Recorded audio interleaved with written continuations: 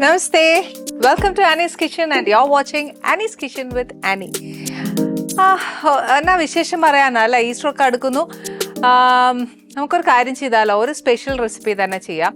ഇപ്രാവശ്യം ചെയ്യാൻ പോകുന്നത് എന്താണെന്നറിയോ? ഉള്ളിക്കോഴിയാണ് ചെയ്യാൻ പോകുന്നത്. ഉള്ളിക്കോഴി എന്ന് പറയുമ്പോഴത്തേക്ക് അതിനൊരു പ്രത്യേക ടേസ്റ്റ്, ഒരു നാടൻ രുചിയാണ്. ഇത് നമ്മുടെ വീട്ടിലുള്ള സാധാ സാധനങ്ങളൊക്കെ മതി. പക്ഷെ എന്നാന്നോ, അതിനകത്ത് ഏറ്റവും കൂടുതൽ ചെറിയ ഉള്ളിയുണ്ട്. അത് ഒരു എടുക്കുമ്പോൾ തന്നെ ഇറച്ചിക്ക് ഏറ്റവും കൂടുതൽ സ്വാദ് അത് തന്നെയാണ് വരുന്നത്.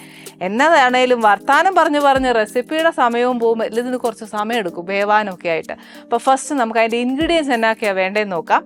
അത് വേറെ ഒന്നുമില്ല, നമ്മുടെ വീട്ടിലുള്ള സാധനങ്ങളൊക്കെ തന്നെ ഉള്ളൂ. പക്ഷേ ചേർക്കുന്ന രീതിയും ഒക്കെ ഒരു ചെറിയ വ്യത്യാസമുണ്ട്. അതുകൊണ്ടൊന്ന് നോക്കിക്കോ. ഫസ്റ്റ് നമുക്ക് വേണ്ടത് കുറച്ച് ഇഞ്ചി. ഇത് ഇഞ്ചി ചതച്ചെടുത്ത് വെച്ചേക്കുന്നതാ. ഒരു കിലോ കോഴിയാണെങ്കിൽ 1.5 ടീസ്പൂൺ ഇഞ്ചിയും 1.5 ടീസ്പൂൺ വെളുത്തുള്ളി അതിൻ്റെ കണക്ക്.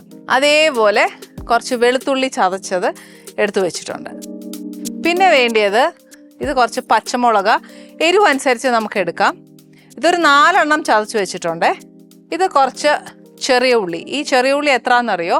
ഒരു 10-30 ഉള്ളി വരുവേ. ഇത് നമ്മുടെ ഈ കല്ലിലൊന്ന് ചതച്ചെടുത്താൽ മതി. അതെല്ലാം മിക്സിയിലാന്നേൽ ഒന്ന് അടിച്ചെടുത്താൽ മതി. പിന്നെ വേണ്ടിയത് തേങ്ങാക്കൊത്ത്. ഈ തേങ്ങാക്കൊത്ത് എത്രയാണ് നമുക്ക് ആവശ്യമെന്ന് വെച്ചാൽ അത്ര ഇട്ടു. എനിക്ക് ബേസിക്കലി ഇറച്ചി കിടക്കുന്ന തേങ്ങാക്കൊത്ത് കഴിക്കാൻ ഭയങ്കര ഇഷ്ടമാണ്. അതുകൊണ്ട് ഞാൻ എന്നാ ചെയ്യും, കുറച്ച് കൂടുതലിടും. പിന്നെ വേണ്ടിയത് ഇച്ചിരി മഞ്ഞൾപ്പൊടി. പിന്നെ വേണ്ടിയത് കുറച്ച് മുളക് പൊടി. ഇത് കാശ്മീരി മുളക് പൊടിയാണ്. കാര്യം പച്ചമുളകിൻ്റെ എരിവിൻ്റെ എത്ര നമുക്ക് അറിയാനൊക്കത്തില്ല ചില സമയം. പിന്നെ എന്നാന്ന് വെച്ചാൽ ഒരു കഷ്ണം പട്ട, കുറച്ച് ഗ്രാമ്പു, പിന്നെ ഒരു 3-4 ഏലക്ക. ഇതിപ്പോൾ കുരുമുളക് പൊടിയാണ് എടുത്തേക്കുന്നത്. കുരുമുളകാണെങ്കിൽ അങ്ങനെ എടുത്താൽ മതി. പിന്നെ ഉള്ളത് ഒരു ഇച്ചിരി ഉപ്പ്. ഇതെല്ലാം പോയിട്ട് ഇനി കുറച്ച് ഉള്ളിയാണ് വേണ്ടത്. ഉള്ളിക്കോഴി എന്ന് പറയുമ്പോൾ നമ്മൾ ബിരിയാണിക്കൊക്കെ ഉള്ളി വറുത്തിടുകയല്ലേ മേളിൽ, എന്ന് പറഞ്ഞ പോലെ നല്ല ക്രിസ്പി ആയിട്ട് ഇത് വറുത്ത് കോരണം. പിന്നെ ഒരു മുഴുത്ത തക്കാളി അരിഞ്ഞു വെച്ചേക്കുക. ഇത് ഏകദേശം 1 കിലോളം ഉള്ള ചിക്കനുണ്ട്. അതിൻ്റെ ഒരു കണക്കാണ് ഞാൻ ഈ പറയുന്നത്. പിന്നെ ഉള്ളത് കറിവേപ്പില, അത് കുറച്ച് കൂടുതലിട്ടോ. പിന്നെ ഇതിലെല്ലാം ഉപരി പോയിട്ട് നമുക്ക് കുറച്ച് റെഡ് ചില്ലി ഫ്ലേക്സും വേണം. ഇത്രയും ആവശ്യമാണ് നമുക്ക് വേണ്ടത്. ഇതിനകത്ത് നമുക്ക് വീട്ടിൽ സ്ഥിരമില്ലാത്തത് റെഡ് ചില്ലി ഫ്ലേക്സ് മാത്രമേ ഉള്ളൂ. പക്ഷേ ഞാൻ പറയുന്ന റെഡ് ചില്ലി ഫ്ലേക്സ് നമ്മൾ സ്റ്റോർ ചെയ്തില്ലെങ്കിലും കുഴപ്പമൊന്നുമില്ല. നമ്മുടെ വറ്റൽമുളക് ഉണ്ടല്ലോ, അന്നേരം അതൊന്ന് മിക്സിയിൽ പൊടിച്ചെടുത്താലും മതി. ഇനി ഫസ്റ്റ് ചെയ്യാൻ പോകുന്നത് നമ്മുടെ ചിക്കൻ ഒന്ന് മാരിനേറ്റ് ചെയ്ത് വെക്കണം. അതിന് വേണ്ടിയ സാധനങ്ങൾ, ആദ്യം ഞാനൊരു ഇച്ചിരി മഞ്ഞൾപ്പൊടി ഇടട്ടെ. എല്ലാ കാര്യവും തുടങ്ങുമ്പോൾ മഞ്ഞ ഏറ്റവും ഐശ്വര്യമാണെന്ന് പറയുകയല്ലേ. കുറച്ച് മഞ്ഞൾപ്പൊടി, ഇതെല്ലാം പിന്നെ ഇടാനുള്ളത് അരപ്പുണ്ടാക്കുമ്പോൾ. പിന്നെ കുറച്ച് മുളക് പൊടി,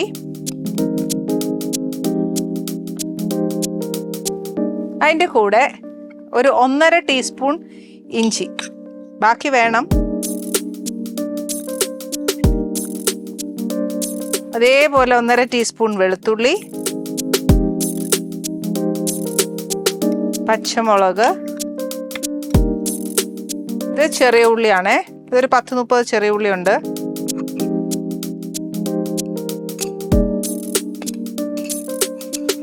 അതിൻ്റെ കൂടെ ഈ നിറച്ചുള്ള തേങ്ങാക്കൊത്ത്. ഇത് പ്രത്യേകം വേറെ ഇട്ടാലും മതി, കുഴപ്പമൊന്നുമില്ല.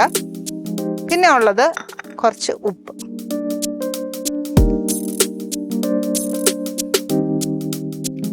കുറച്ച് കറിവേപ്പിലയും കൂടി ഇട്ട് തിരുമ്മി വെക്കണം എന്നുണ്ടെങ്കിൽ അങ്ങനെയും ചെയ്യാം. ഇട്ടേക്കാം അല്ലേ. ഇനി ഇതങ്ങോട്ട് നല്ലതായിട്ട് തിരുമ്മി ആ ചിക്കനേൽ പിടിപ്പിക്കാം.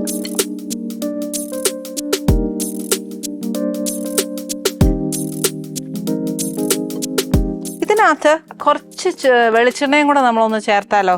ഇച്ചിരി വെളിച്ചെണ്ണയും ചേർക്കാം. ചെറിയ ഉള്ളിയും ഇതെല്ലാം ഇട്ട് തിരുമുമ്പോൾ കുറച്ച് വെളിച്ചെണ്ണയുടെ മണവും കൂടെ ഉണ്ടെങ്കിലുണ്ടല്ലോ.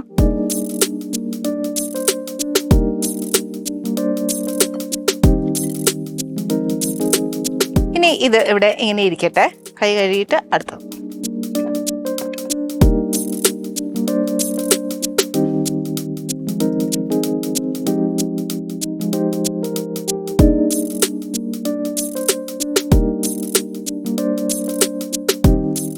മസാല തേച്ച് വെച്ചേക്കുന്ന ചിക്കൻ ആണെങ്കിൽ ഒരുപാട് നേരം ഇരിക്കുമോ അങ്ങനെയൊന്നും വേണ്ട.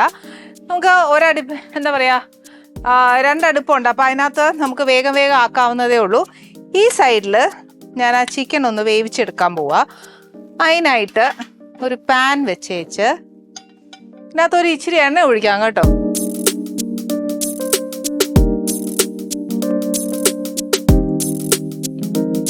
കുറച്ചേ ഒഴിക്കുന്നുള്ളൂ. ഇനി ഇതിനകത്തോട്ട് ഞാൻ തന്നെ ഈ പെരട്ടി വെച്ചേക്കുന്ന ചിക്കൻ കംപ്ലീറ്റ് ഇടുക.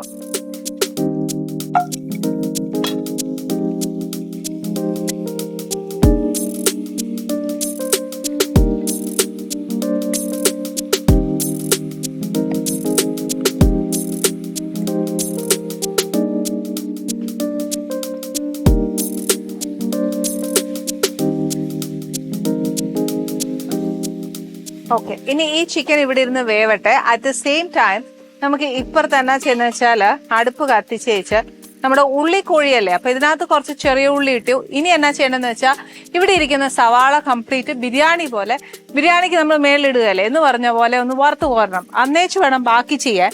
ഇത് രണ്ടും ചെയ്യുന്ന സമയത്ത് അതിന്റെ കൂട്ടത്തിൽ നമുക്ക് അരപ്പരക്കണം. ഇല്ലെങ്കിൽ ഇതൊക്കെ ചെയ്യുമ്പോണ്ടല്ലോ അല്ലെങ്കിൽ സമയം പോവേ. വേവാൻ വെച്ച ചിക്കനിലോട്ടും കൂടെ നമുക്ക് കണ്ണൊരു ശകലം പോണം, ഇല്ലെന്നുണ്ടെങ്കിൽ അത് അടി പിടിക്കും. അന്നേരം അത് നോക്കിക്കോണേ. ഇനി അടി പിടിക്കാനുള്ള ടെൻഷൻ ആണെന്നുണ്ടെങ്കിൽ നമുക്കൊരു ഇച്ചിരി വെള്ളം ഒഴിച്ചു കൊടുത്തേക്കാം. അല്ല, ചിക്കനേന്നും കൂടെ കുറച്ച് വെള്ളം ഊറുമല്ലോ.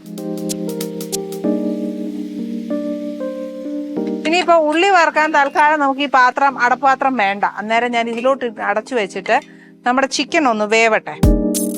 ഈ സമയം ഇപ്പുറത്ത് തന്നെ വെളിച്ചെണ്ണ ഒഴിച്ചേച്ച് ആ ഉള്ളി കുറച്ചൊന്ന് വറുത്തെടുക്കാം.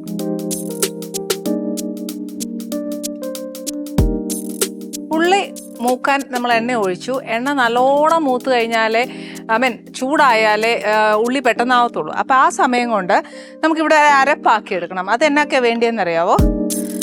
ആദ്യം കുറച്ച് മഞ്ഞപ്പൊടി, നേരത്തെ നമ്മൾ ആ ഇറച്ചിയിൽ പെരട്ടിയില്ലേ ആ സെയിം സാധനം.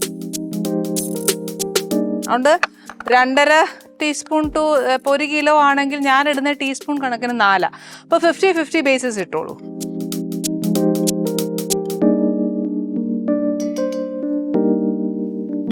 പിന്നെ വേണ്ടത് ഒരു ഇച്ചിരി ഇഞ്ചി. നേരത്തെ നമ്മൾ ഇഞ്ചി ഇട്ടായിരുന്നു, എന്നാലും ഇതിനകത്ത് ഒരു അരപ്പിന് വേണ്ടി മാത്രം, ആ ഫ്ലേവറും കൂടെ ആ അരപ്പിൽ വരാനായിട്ടാണേ. കുറച്ച് വെളുത്തുള്ളി,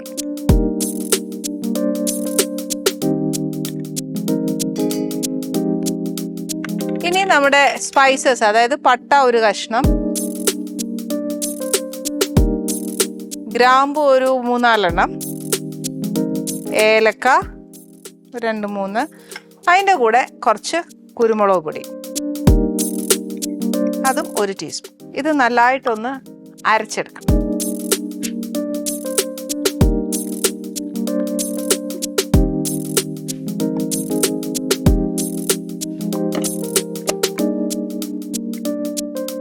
ഉള്ളി മൂക്കാനുള്ള എണ്ണ നല്ലോണം ചൂടായി. ഈ അരപ്പ് ഇവിടെ ഇരിക്കട്ടെ, ഞാൻ ആദ്യം ഒന്ന് ഉള്ളി ഇടട്ടെ.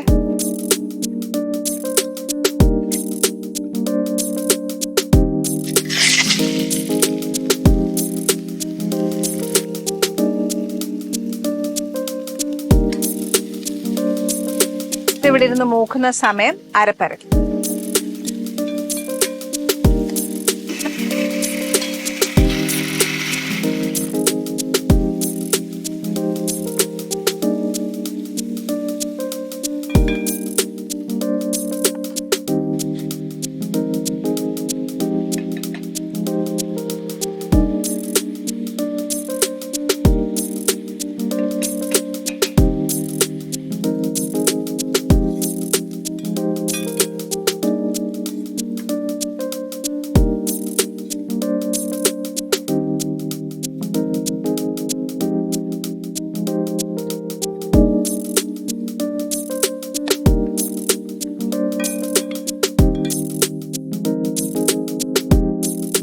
ഉള്ളി നല്ലതായിട്ട് മൂത്തു, അത് ഞാൻ മാറ്റുക. ഇനി ഇതിനകത്തോണ്ട് സെയിം എണ്ണയിൽ തന്നെ തക്കാളി ഇട്ട് ഒന്ന് വഴറ്റിയെടുക്കുവാണേ. തക്കാളി മൂപ്പിക്കാ ചെയ്യുന്നത്, പക്ഷേ ഈ പറഞ്ഞ പോലെ തക്കാളിയിൽ വെള്ളമയം ഉണ്ടെങ്കിൽ അത്രയും മൂക്കൊന്നുമില്ലല്ലോ. അതുകൊണ്ട് ഞാൻ ഒന്ന് വഴറ്റിയെടുക്കാം.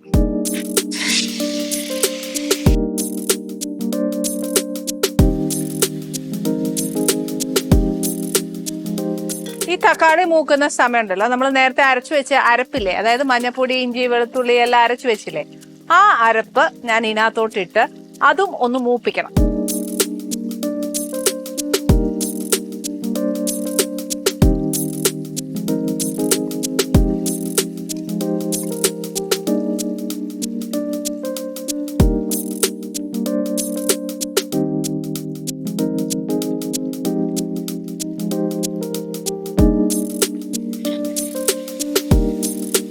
നമ്മൾ ഈ രണ്ടാമത് ചേർത്തിരിക്കുന്ന മസാല ഉണ്ടല്ലോ, അതിങ്ങനെ മൂത്ത് ഇങ്ങനെ തരിതരിപ്പായിട്ട് വരികയല്ലേ, അന്ന് പറഞ്ഞ പോലെ മൂക്കണം. ചുവട് കട്ടിയുള്ള പാത്രം വന്നേൽ ഈ പറഞ്ഞ പോലെ കുറച്ച് വേഗം കാര്യങ്ങൾ നടക്കും.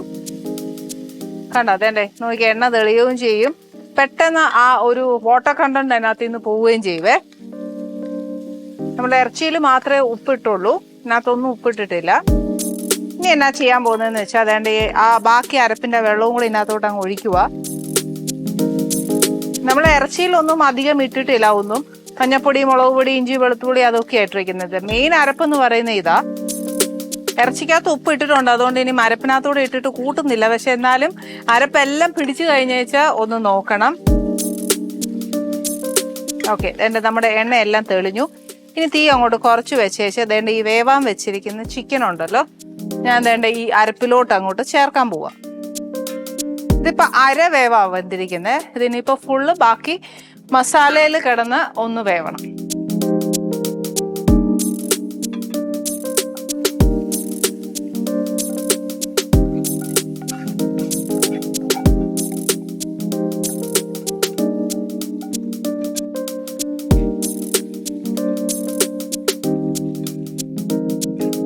ഇത് ഡ്രൈ ആക്കി എടുക്കാം, അതല്ല നല്ല ഗ്രേവി ആയിട്ട് തിക്ക് ഗ്രേവി ആണ് ആഗ്രഹമെങ്കിൽ അങ്ങനെ ചെയ്തെടുക്കാം.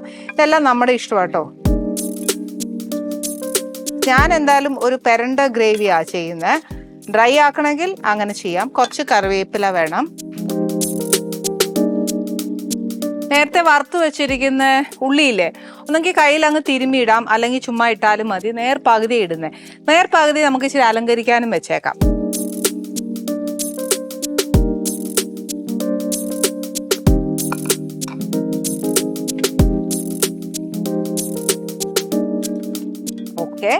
ഇനി not last but not the least എന്നൊക്കെ പറയില്ലേ, എന്ന് പറഞ്ഞ പോലെ കുറച്ച് റെഡ് ചില്ലി ഫ്ലേക്സ്. ഇത് ശരിക്കും നമ്മുടെ ഇഷ്ടമാണ്, ഓപ്ഷണലാണ്. 1 ടീസ്പൂൺ നിറച്ചിടാം. പിന്നെ എരിവിൻ്റെ ഒക്കെ അളവ് നോക്കണമല്ലോ, ചുമ്മാ നമുക്ക് എരിവ് കൂട്ടാനും ഒക്കത്തില്ല.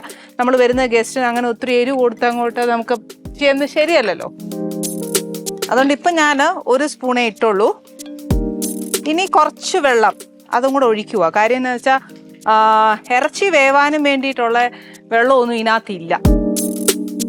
ആ ഗ്രേവിക്കകത്തെ കംപ്ലീറ്റ് എന്താ പറയുക, ഫ്ലേവർ, രുചി എല്ലാം നമ്മുടെ ഇറച്ചി പിടിക്കണ്ടായോ. അന്നേരം ഇച്ചിരി വെള്ളം ഒഴിച്ച് കൊടുക്കുന്നത് നല്ലതാണ്. അല്ലെങ്കിൽ ഇറച്ചിക്ക് തന്നെ ഒരു പച്ചച്ചോവ് വരും, എനിക്കത് ഒട്ടും പിടിക്കുകയില്ല. പിന്നെ ഇച്ചിരി വെള്ളം ഒഴിക്കുവാന്നേൽ ഗ്രേവിയുടെ അളവ് നമുക്ക് മനസ്സിലാവും എത്ര വേണം എന്നുള്ളതല്ലേ.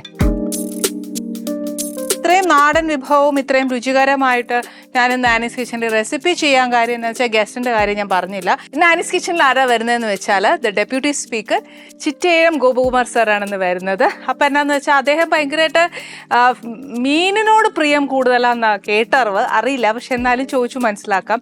അഥവാ കൂടുതൽ മീനാ കഴിക്കുന്നെങ്കിലും കുറച്ച് ഡിഫറെൻ്റ് ആയിട്ട് നമ്മുടെ ഈ നാടൻ രുചി കൂടെ അദ്ദേഹത്തിന് കൊടുക്കണമല്ലോ. എപ്പോഴും കഴിക്കുന്നതിനൊരു വ്യത്യാസം വേണം അല്ലേ, നമ്മുടെ ഓരോ റെസിപ്പിക്കും ഓരോ സ്വാദിനും. അത് പക്ഷേ നമ്മുടെ സ്വാദ് നമുക്ക് ഒരുപാട് ഇഷ്ടമുള്ളൊരു വിഭവം കൂടെ ആയിരിക്കണം. ഒരു ചേഞ്ചൊക്കെ എല്ലാവരും പ്രതീക്ഷിക്കുന്നില്ലേ, അതേപോലെ നമുക്ക് അദ്ദേഹത്തിന് ഒരു ചേഞ്ച് കൊടുക്കാം. അറിയില്ല മീനാണോ ഇറച്ചിയാണോ അദ്ദേഹത്തിന് ഇഷ്ടം, പക്ഷെ കേട്ടറിവ് മീനാണെന്നാണ് എൻ്റെ വിശ്വാസം. അത് അറിഞ്ഞു വെച്ചുകൊണ്ട് എന്തിനാ ചിക്കൻ ചെയ്തതെന്നുള്ളൊരു ചോദ്യമാണെങ്കിൽ ഒരു ചേഞ്ച്, അത്രേ ഉള്ളൂ. അതുകൊണ്ടാണ് ഇത്ര നാടൻ വിഭവം ചെയ്യാമെന്ന് വിചാരിച്ചത്. നാടൻ വിഭവങ്ങൾ ചെയ്യുമ്പോൾ കുറച്ച് സമയമെടുക്കും. അതിന് അതിൻ്റെതായ രീതിയിൽ അടുപ്പിലാണെങ്കിൽ ഗംഭീര സാധനമായത് ഇല്ലെന്ന് ഞാൻ പറയത്തില്ല. പക്ഷെ നമുക്ക് നമ്മുടെ പരിമിതി കൊണ്ട് ഗ്യാസിലേ ചെയ്യാനൊക്കത്തുള്ളൂ.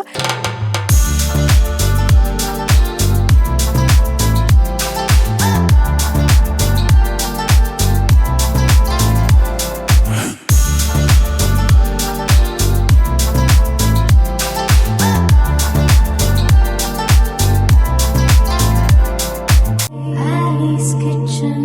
Let's cook with love.